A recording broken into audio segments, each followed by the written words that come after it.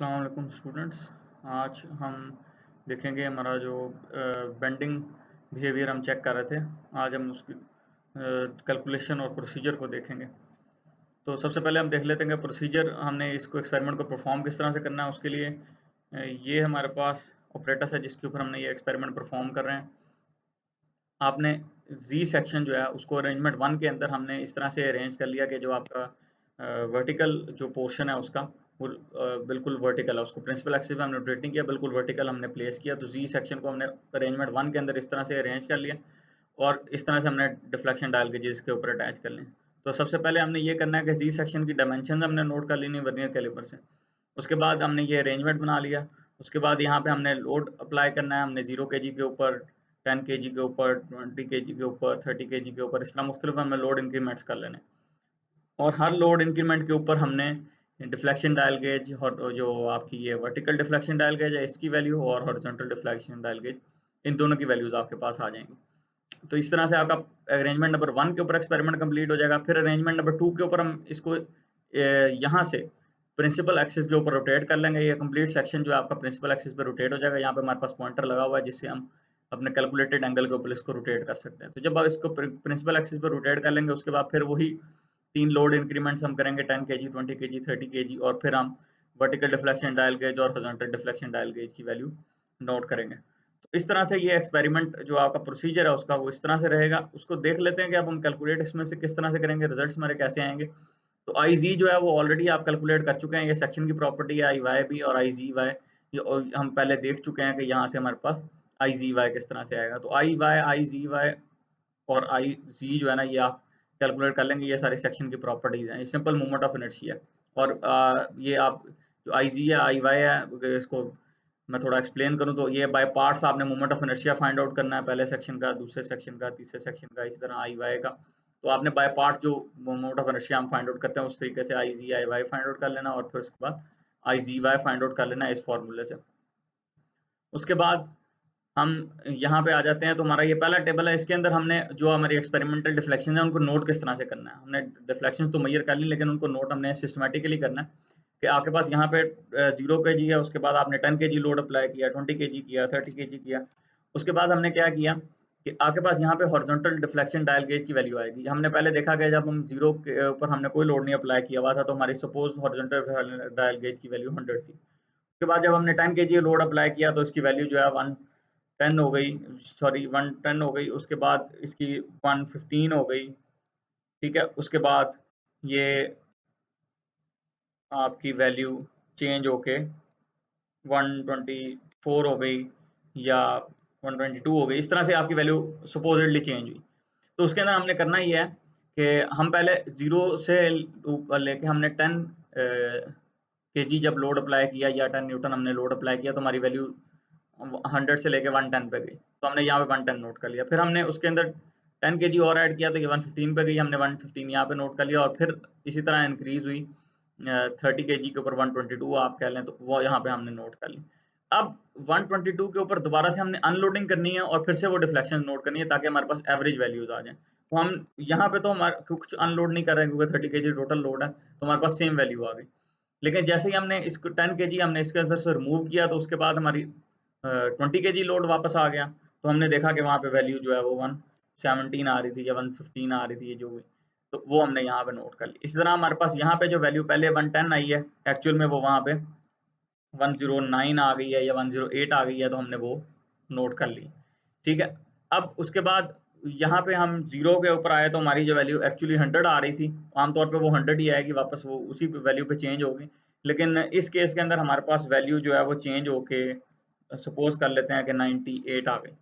तो अब हमारे पास ये हमारे पास दो तरह की वैल्यूज आ गई जिनसे हम अपना रिजल्ट कैलकुलेट कर सकते हैं ताकि हम एवरेज ले सकें। उसके बाद हमने यहाँ पे एवरेज ले ली, हमारे पास 99 इसका एवरेज आ गया, यहाँ पे इसका एवरेज 109 आ गया, इसका एवरेज 116 आ गया, इसका एवरेज हमारे पास 122 आ गया। तो इस तरह से हमने एवरेज वैल्यूज इनकी कैलकुलेट कर ली। उसके बाद डेल्टा एच हमने कैलकुलेट करना है। तो डेल्टा एच हमारा आएगा कि डिफरेंस जो है हॉरिजॉन्टल डिफ्लेक्शन डायल गेज का 0 की निस्बत। तो हमने यहाँ पे 109 के अंदर से सॉरी, सबसे पहले तो 0 लोड के ऊपर हमारी डिफ्लेक्शन क्या है, 99 माइनस 99 जो कि 0 आ गई। तो हमने 99 में से 99 ही माइनस करना है, तो हमारी 0 डिफ्लेक्शन आ गई या 0 डिफ्लेक्शन डायल गेज रीडिंग आ गई। उसके बाद डिफरेंस जो है ये 109 के अंदर से जब हम 99 माइनस करेंगे तो हमारे पास 10 का डिफरेंस आ गया। तो हमने ये 10 का डिफरेंस यहाँ पे लिख दिया कि हमारे पास 10 वैल्यूज़ का डिफरेंस आ रहा है। उसके बाद 116 के अंदर से हमने 99 माइनस किया, उस तरह 122 के अंदर से हमने 99 माइनस किया, तो हमारे पास यहाँ पर डिफरेंसेस आते गए। उसके बाद हमने इसको लीस्ट काउंट से मल्टीप्लाई कर दिया, तो हमारे पास मिलीमीटर के अंदर वैल्यू आ गई। जैसे कि यहाँ पे हमारे पास मिलीमीटर के अंदर वैल्यू आ गई आपके पास 0, क्योंकि आपका इसका लीस्ट काउंट जो है 0.01 है। लीस्ट काउंट यहाँ पे मैं मेंशन कर देता हूँ 0.01 सेंटीमीटर सॉरी मिलीमीटर है।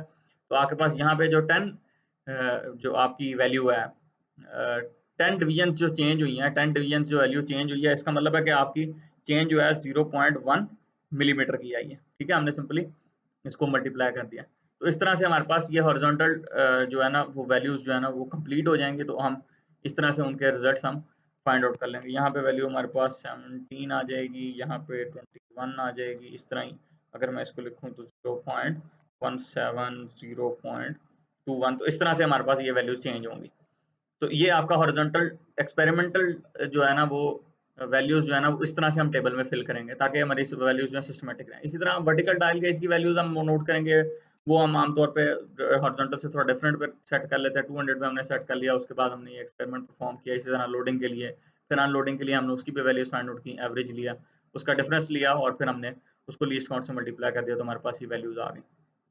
तो इस तरह से आपके पास ये एक्सपेरिमेंटल वैल्यूज कंप्लीट हो गई। अब हमने क्योंकि इसको थ्योरी से कंपेयर करना है, तो हमने कैलकुलेशन कैसे करनी है। सबसे पहले हमें ये देखना है कि स्ट्रेस हमने पूरे सेक्शन के अंदर हमने स्ट्रेस फाइंड आउट करना है। तो पूरे सेक्शन के अंदर हमें स्ट्रेस किस तरह से फाइंड आउट करना है, हमने पूरे सेक्शन के मुख्तलिफ पॉइंट्स के ऊपर स्ट्रेस फाइंड आउट करना है। हमने क्या किया, ये हमारा जी सेक्शन है, हमने इस जी सेक्शन को ये हमने ए पॉइंट ले लिया, ये उसका बी पॉइंट ले लिया, ये इसका सी डी ई एफ, ये इसका जी पॉइंट, ये एच पॉइंट, ये आई और ये जी। तो हमने इस तरह से ए बी सी एक साइड से दूसरी साइड को हमने ये सारे सेक्शन के मुख्तलिफ पॉइंट्स ले लिए। हर एक पॉइंट के ऊपर हमें स्ट्रेस कैलकुलेट करना है।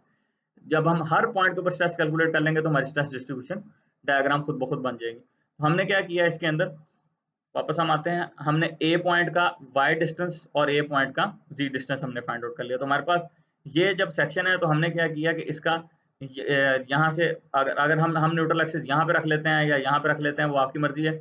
जो कैलकुलेशन आपकी सिंपल रखने के लिए आप न्यूट्रल एक्सिस यहाँ पे रखें, तो अपना जो एक्स एक्सिस और वाई एक्सिस है हम वो यहाँ पे रखेंगे। तो एक्स एक्सिस वाई एक्सिस को यहाँ पे हम जब प्लेस करेंगे तो हमारा यहाँ से ये डिस्टेंस आपका वाई डिस्टेंस हो जाएगा, यहाँ से ये आपका जी डिस्टेंस हो जाएगा। तो आप लोग जी और वाई डिस्टेंस इस तरह ए पॉइंट का फाइंड आउट कर लेंगे, फिर बी पॉइंट का, फिर सी का, फिर डी का। इस तरह से हम हर पॉइंट का जो है ना वाई और जी डिस्टेंस हम फाइंड आउट करते जाएंगे। यहाँ पे हमारे पास वाई डिस्टेंस आता जाएगा और जी डिस्टेंस आता जाएगा।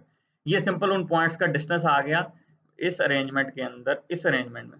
ठीक है, ये आपका जी डिस्टेंस यहाँ से सॉरी ये आपका वाई डिस्टेंस यहाँ से और यहाँ से लेकर हॉरिजॉन्टली आपका ये जी डिस्टेंस। तो ये ए पॉइंट का, इस तरह बी का, सी का, डी का। और ये ध्यान में रखिएगा कि अगर वो नेगेटिव साइड पे जा रहा है तो आपका डिस्टेंस भी वो नेगेटिव मेजर कर रहा है। ये जैसे वैल्यू जो है नेगेटिव एक्सिस में जा रही है तो ये आपका हॉरिजॉन्टल डिस्टेंस जो है नेगेटिव में होगा, जबकि वर्टिकल डिस्टेंस जो है वो पॉजिटिव में होगा। तो यहाँ पे इस तरह से हमने उनका वाई और जी डिस्टेंस हमने नोट कर लिया। उसके बाद हम आ जाते हैं कि एम जी बार और एम वाई बार हमने निकालने कैसे। अब हमें ये तो पता है कि मूवमेंट जो है वो लोड इनटू मोमेंट आर्म होता है। मोमेंट हम फाइंड आउट करते हैं लोड इनटू मोमेंट आर्म से। तो आपका जो इस वक्त केस के अंदर हमारे पास बाई एक्सियल मूवमेंट आ रही है, दो एक्सिस के अंदर मूवमेंट आ रही है। तो अब हमें जो हम लोड इनटू मूवमेंट आर्म से मूवमेंट कैलकुलेट कर रहे हैं, इसको दोनों एक्सिस के अंदर हमें डिस्ट्रीब्यूट करना पड़ेगा। हम ये देखेंगे कि एक्स एक्सिस में कितनी मूवमेंट आ रही है और वाई एक्सिस में कितनी मूवमेंट आ रही है, या जी और वाई एक्सिस के अंदर देख लेते हैं। तो हम प्रिंसिपल जी एक्सिस और प्रिंसिपल वाई एक्सिस, जी बार एक्सिस और वाई बार एक्सिस के अंदर हमने अपनी मूवमेंट कैलकुलेट करनी है। तो हमने क्या किया कि इसको प्रिंसिपल जो एक्सिस है आपका थीटा पी, तो एम जी बार निकालने के लिए एम कॉस थीटा कर दिया और एम वाई बार निकालने के लिए एम साइन थीटा कर दिया। तो इस तरह से आपके पास एम जी बार और एम वाई बार इस फॉर्मूले से आ जाएंगे। आप एम जी को एम कॉस थीटा से मल्टीप्लाई कर देंगे और एम जो वाई बार के लिए एम साइन थीटा से मल्टीप्लाई कर देंगे। एम जो है वो लोड इनटू मोमेंट आर्म से आपके पास आ जाएगा। आपको लेंथ आपको पता होगी बीम की और आपको ये आइडिया होगा कि आप लोड कितना लगा रहे हैं, तो लोड इनटू मोमेंट आर्म आप करेंगे तो आपके पास एम आ जाएगा। एम को सिंपली हमने इस साइन थीटा और कॉस थीटा से मल्टीप्लाई करके यहाँ पे हमारे पास एम जी बार और एम वाई बार आ गया। ये टोटल जो है हर पॉइंट के ऊपर एक ही रहेगा, ज़ाहिर है ये पूरे क्रॉस सेक्शन पे सेम है, तो यहाँ पे कंप्लीट एम जी बार सारा एक ही रहेगा और एम वाई बार भी कंप्लीटली एक ही रहेगा। लेकिन जो फ़र्क आएगा वो स्ट्रेस के ऊपर आएगा। हम क्योंकि स्ट्रेस डिस्ट्रीब्यूशन देख रहे हैं अक्रॉस द सेक्शन, पूरे सेक्शन के अक्रॉस, तो सबसे पहले हम ये देख लेते हैं कि ये जो पहला टेबल आप लोग फिल कर रहे हैं, ये जो पहला सेक्शन है इसका, ये आप समझ लें कि 10 केजी न्यूटन के ऊपर हमने फिल करना शुरू किया, ठीक है? तो 10 न्यूटन के ऊपर हमने जब फिल करना शुरू किया तो हमारे पास एम जी बार, एम वाई बार आ गए। उसके बाद हमने इसका स्ट्रेस डिस्ट्रीब्यूशन निकाली, हर पॉइंट के ऊपर स्ट्रेस हमने किस तरह से फाइंड आउट करना। तो स्ट्रेस आपने इस तरह से फाइंड आउट करना है कि आपके पास ये फॉर्मूला है स्ट्रेस के लिए। सिंपली हमने क्या करना है, एम वाई बार इंटू, हमें ये पता है कि स्ट्रेस के फ्लेक्सुरल स्ट्रेसेस के लिए एम वाई ओवर आई हम फॉर्मूला यूज करते हैं, ठीक है? तो वही एम वाई ओवर आई ही फॉर्मूला हम यूज कर रहे हैं। जब हम एम वाई बार यूज कर रहे हैं तो हमारा डिस्टेंस जो है वो जी एक्सिस का डिस्टेंस होगा और movement of inertia Y axis का होगा। तो हम मूवमेंट इन वाई डायरेक्शन अब फाइंड आउट कर रहे हैं, तो हमारा डिस्टेंस जो है वो जी डायरेक्शन का डिस्टेंस होगा, तो हम उससे मल्टीप्लाई करेंगे और फिर उसको movement of inertia Y direction से, जो principal movement of inertia Y direction से हमारे पास आएगा, उससे हम उसको डिवाइड करेंगे। इसी तरह हमारे पास M G bar into Y bar divided by I G bar, तो ये वाला फॉर्मूला हम यूज करेंगे। जब हम ये एम वाई यूज कर रहे हैं तो हमने उसको जी बार डिस्टेंस से मल्टीप्लाई करना है, एम वाई को हमने एम जी बार को हमने वाई डिस्टेंस से मल्टीप्लाई करना है, इन दोनों को हमने ऑपोजिट डिस्टेंसेस से मल्टीप्लाई करना है क्योंकि ये परपेंडिकुलर होते हैं मूवमेंट्स जो हैं। तो उसके बाद हम उसको डिवाइड कर देंगे उसके रिस्पेक्टिव मोमेंट ऑफ इनर्शिया से, और इस तरह से हम उन दोनों को सब्ट्रैक्ट करेंगे तो हमारे पास यहाँ पे स्ट्रेस डिस्ट्रीब्यूशन स्ट्रेसेस आ जाएंगे हर पॉइंट पे। ए पॉइंट के ऊपर क्या स्ट्रेस आ रहा है, बी पे, सी पे, डी पे, ई पे, एफ पे। अब इसके अंदर दो चीजें जो है वो कंसिडर करनी बड़ी इंपॉर्टेंट है। एक चीज जो कंसिडर आपने करनी है वो ये कि आपने ये जो डिस्टेंसेस आपने यहाँ पे पुट करने हैं, जी बार और वाई बार डिस्टेंस, ये जी बार और वाई बार डिस्टेंसेस आपने एब्सोल्यूट वैल्यूज पुट करनी है, मतलब आपने इनको पॉजिटिव और नेगेटिव नहीं लेना, आपने सिर्फ पॉजिटिव ही वैल्यूज लेनी है। जो भी हमारा जी बार डिस्टेंस आ रहा है या जो भी हमारा वाई बार डिस्टेंस आ रहा है वो आपने उसके बगैर साइन के आपने उसको यूज करना है, विदाउट नेगेटिव या पॉजिटिव साइन आपने उसको एब्सोल्यूट वैल्यू ही लेनी है। तो आपने यहाँ पे तब आपके पास ये फ्लेक्सुरल स्ट्रेसेस की यहाँ पे वैल्यू कैलकुलेट होगी। अब एक चीज और जो इसके अंदर नजर आ रही है जो हमें नहीं पता, वो ये है कि हमें जी डिस्टेंस हमें पता है हर सेक्शन का, पॉइंट ए का, हमें वाई डिस्टेंस पता है पॉइंट ए का, लेकिन हमें ये नहीं पता कि ये डिस्टेंस प्रिंसिपल एक्सिस से कहाँ पे है। मैं यहाँ पे अगर आपको एक्सप्लेन करूँ तो हमें ये पता है कि ये जी एक्सिस, यहाँ पे जी एक्सिस से हमारा ये डिस्टेंस कितना है और वाई एक्सिस से हमारा ये डिस्टेंस कितना है, लेकिन हमें ये नहीं पता कि इस जी बार एक्सिस से ये डिस्टेंस हमारा वर्टिकल कितना है और इस वाई बार एक्सिस से अगर मैं यहाँ पे वाई बार एक्सिस प्लॉट करूँ तो उस वाई बार एक्सिस से हमारा ये डिस्टेंस कितना है। तो हमें ये डिस्टेंसेस फाइंड आउट करने हैं, उन डिस्टेंसेस को हमने यहाँ पे यूज करना है जो इस फॉर्मूले के अंदर हमने अप्लाई करना है, वो डिस्टेंसेस है क्योंकि हम प्रिंसिपल एक्सिस के अंदर स्ट्रेसेस और प्रिंसिपल एक्सिस के अंदर ही मूवमेंट हम फाइंड आउट कर रहे हैं। तो वो डिस्टेंसेस हम किस तरह से फाइंड आउट करेंगे, उसके लिए हमारे पास यहाँ पे ये अनसिमेट्रिकल बेंडिंग का ये रूल है। तो आप यहाँ पे देखें, अगर आपको प्रिंसिपल एक्सिस से ये फाइंड आउट करने हो डिस्टेंसेस तो आप ये वाला फार्मूलाज आप यूज करेंगे। सिंपल हमने उसको आप ये समझ लें कि दो ट्रायंगल्स को आपने उसके रेक्टेंगुलर कंपोनेंट्स में डिवाइड करना है और आपके पास ये वैल्यूज आ जाएंगी। तो हमने उसको जरा सिंप्लीफाई किया हुआ है कि वाई बार अगर आपने कैलकुलेट करना है तो वाई ए कॉस थीटा और जेड ए साइन थीटा से आपके पास आ जाएगा। इसको नेगेटिव और इस तरह से इसको पॉजिटिव लेंगे तो आपके पास आ जाएगा। लेकिन इसके अंदर दो चीजें जो ये दो फार्मूलाज हमें क्यों नजर आ रहे हैं, वो सिर्फ इस वजह से कि हम देखना ये चाह रहे हैं कि अगर हमारी अरेंजमेंट इस साइड पे है तो हम कौन सा फार्मूला यूज करेंगे, हमारी अरेंजमेंट इस साइड पे है तो हम कौन सा फार्मूला यूज करेंगे। तो उसके अंदर मैं आपको पहले ही बता रहा हूँ कि हमारा जो केस है जिसके अंदर हम एक्सपेरिमेंट परफॉर्म कर रहे हैं वो एक्चुअली ये वाली अरेंजमेंट है, ठीक है? हमारे पास इस तरह से जी सेक्शन अरेंज होगा और हमारे पास ये थीटा आ रहा होगा और हमने इस तरह से इसको रोटेट करके अपवर्ड्स लेके जाना है जब हमने इसको अरेंजमेंट 2 में लेके जाना है। तो आपके पास जो फार्मूलाज हैं वो डायरेक्टली ये वाले यूज हो रहे होंगे, Y cos theta, Z sine theta, और ये यहाँ पे आपके पास फार्मूलाज आ जाएंगे। लेकिन एक चीज ध्यान में रखिएगा कि इसके अंदर जो आपके पास वाई डिस्टेंस है या जी डिस्टेंस आप ले रहे हैं, ये पॉजिटिव और नेगेटिव का ख्याल रखना है आपने। आपने ये देख लेना है कि आपका ये जी डिस्टेंस पॉजिटिव एक्सिस में आ रहा है या नेगेटिव एक्सिस में आ रहा है, ठीक है? अगर ये पॉजिटिव एक्सिस में आ रहा है तो आपने पॉजिटिव डिस्टेंसेस लेने हैं और नेगेटिव आ रहा है तो नेगेटिव डिस्टेंसेस लेने हैं।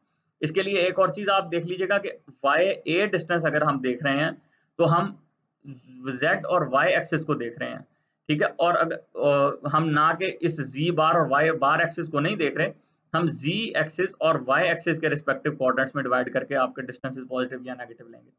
सिंपल वर्ड्स में अगर मैं बात करूं तो जिस तरह से हमने ये टेबल फिल किया था, स्ट्रेट अवे ये डिस्टेंसेस पॉजिटिव और नेगेटिव साइन के साथ आपने इस फॉर्मूले के अंदर पुट करते जाना है। तो आपके पास ये वाई बार और जी जो है बार ये आपके पास आ जाएगा हर पॉइंट का A B C D E F G H I J तक हमने जहाँ तक हमने पॉइंट्स हमने इसके यूज़ किए थे उन सारे पॉइंट्स का आपके पास वाई बार और जेड बार आपके पास कैलकुलेट हो जाएगा। अब इस फ़ॉर्मूले के अंदर एक चीज़ और आपको बता दूँ कि ये फ़ॉर्मूला और ये फ़ॉर्मूला एक्चुअल में डिफरेंट नहीं है बिल्कुल भी।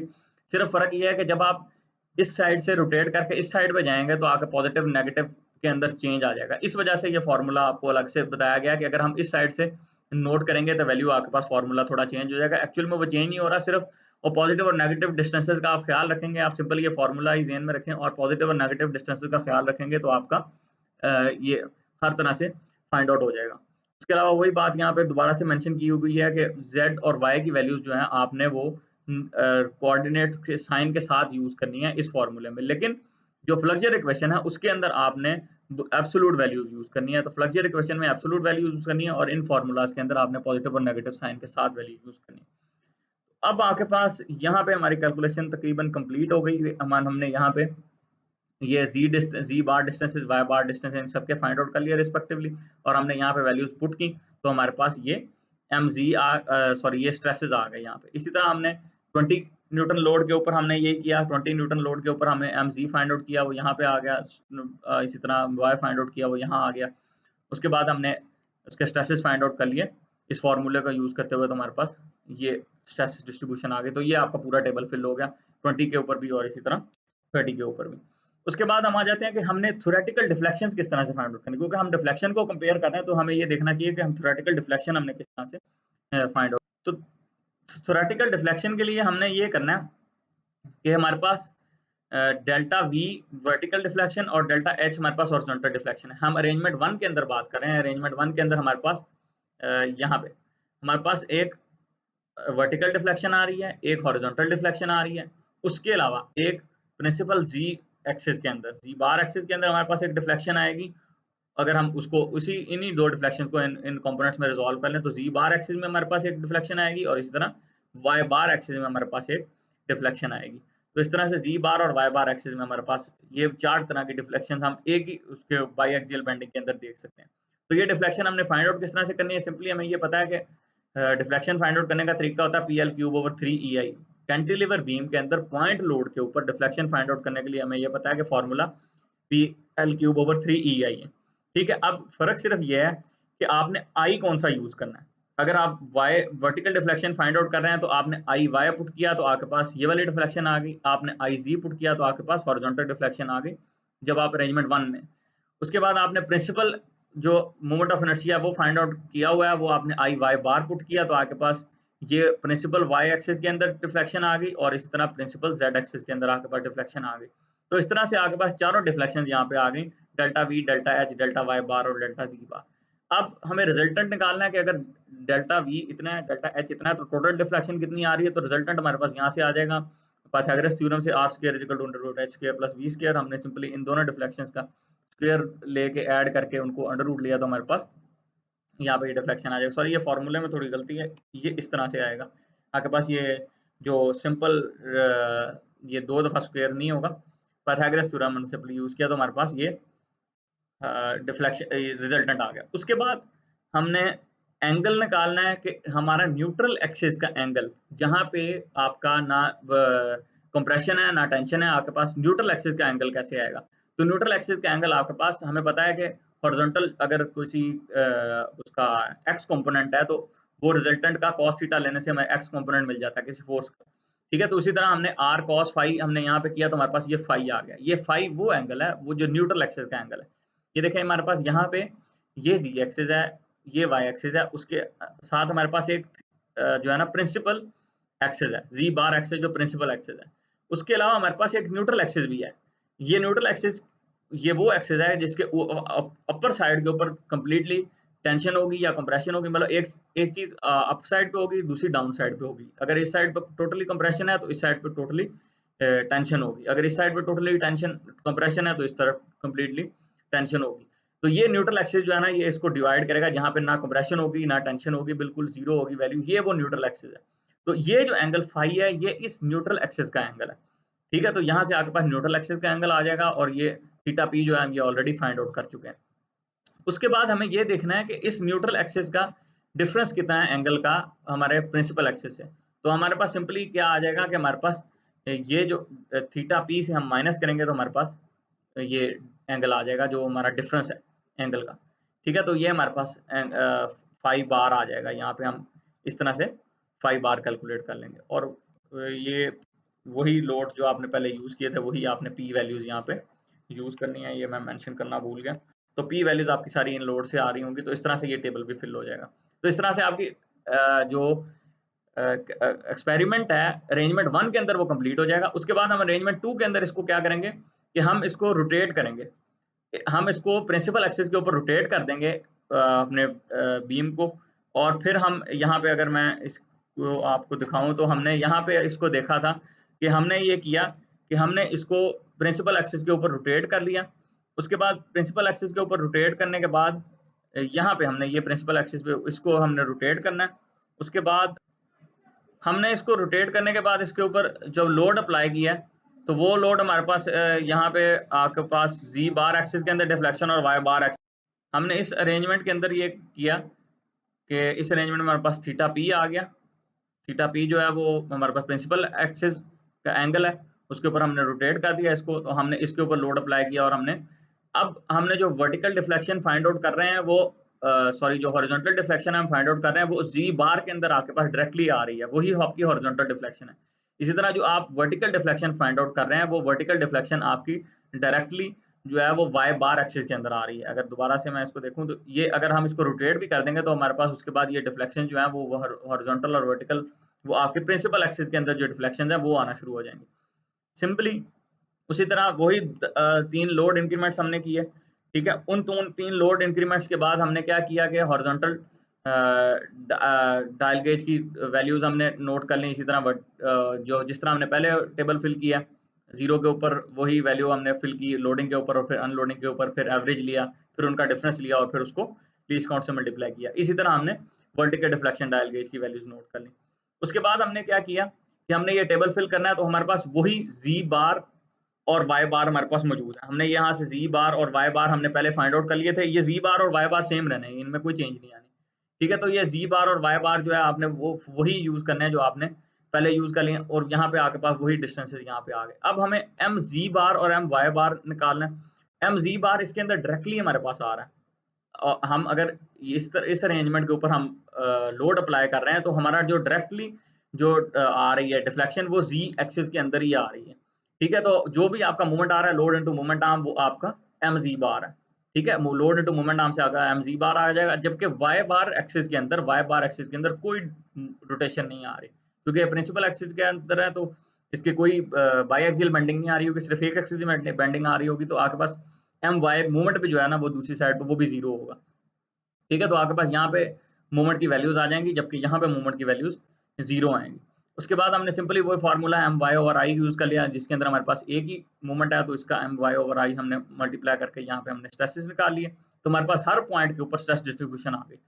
इसी तरह यहाँ पे भी आपने पहले 10 न्यूटन के ऊपर, फिर 20 के ऊपर, फिर 30 के ऊपर, आपने हर पॉइंट के ऊपर आपने ये फाइंड आउट कर लिया। उसके बाद हम आ गए यहाँ पे थ्योरेटिकल डिफ्लेक्शन में। तो थ्योरेटिकल डिफ्लेक्शन के अंदर हमने ये किया कि थ्योरेटिकल डिफ्लेक्शन में हमने यहाँ पे हमने थ्योरेटिकल डिफ्लेक्शन फाइंड आउट करना है, उसको हम देख लेते हैं। तो थ्योरेटिकल डिफ्लेक्शन आपके पास इस तरह से आ गया, आपने लोड यहाँ पे लिख लिया 0, 10, 20, 30, और फिर आपके पास यहाँ पे जो वर्टिकल डिफ्लेक्शन आ रही है थ्योरेटिकली PL³/3EI से, वही आपके पास डेल्टा वाई बार भी आ रहा है। ठीक है, और हॉरिजॉन्टल डिफ्लेक्शन क्योंकि कोई आ नहीं रही, वो भी PL³/3EY से आनी चाहिए, थ्योरेटिकली वो जीरो होनी चाहिए क्योंकि एक ही एक्सिस में बेंडिंग होनी चाहिए। तो थ्योरेटिकल डिफ्लेक्शन यहाँ पे आपके पास जीरो आ गई। इसी तरह आपके पास जो आपके पास डेल्टा वाई बार आ रहा होगा वही आपके पास डेल्टा वी आ रहा होगा। ठीक है, इसी तरह जो आपके पास डेल्टा एच आ रहा होगा वही आपके पास डेल्टा जी आ रहा होगा। तो ये हॉरिजॉन्टल और वर्टिकल क्योंकि एक हो गए हैं तो आपके पास ये सेम आ रही होंगी। सिंपली आपने यहाँ से डेल्टा वी और डेल्टा एच फाइंड आउट कर लेना, यहाँ से आपके पास रिजल्टेंट आ जाएगा। यहाँ से दोबारा हम फाई फाइंड आउट कर सकते हैं और फाई के साथ हम फाई बार फाइंड आउट कर सकते हैं। तो इस तरह से आपका ये टेबल भी कंप्लीट हो जाएगा। जिस तरह हमने पैसिव कैलकुलेशन की उसी तरह हमने ये भी कैलकुलेशन कंप्लीट कर ली। उसके बाद लोड आपने ग्राफ सिंपली प्लॉट कर लेना लोड और हॉरिजॉन्टल डिफ्लेक्शन के दरमियान। जो कि एक्सपेरिमेंटल और थ्योरेटिकल वैल्यूज का होगा। उसके बाद हमने प्लॉट कर लिया लोड और वर्टिकल डिफ्लेक्शन के बाद, जो कि एक्सपेरिमेंटल और थ्योरेटिकल वैल्यूज का होगा। यहाँ पे आपका ये कंप्लीट हो जाएगा इस तरह से। ये सारा आपने सिंपली ये 2 ग्राफ से आपने इसको कंप्लीट कर लेना। Thank you.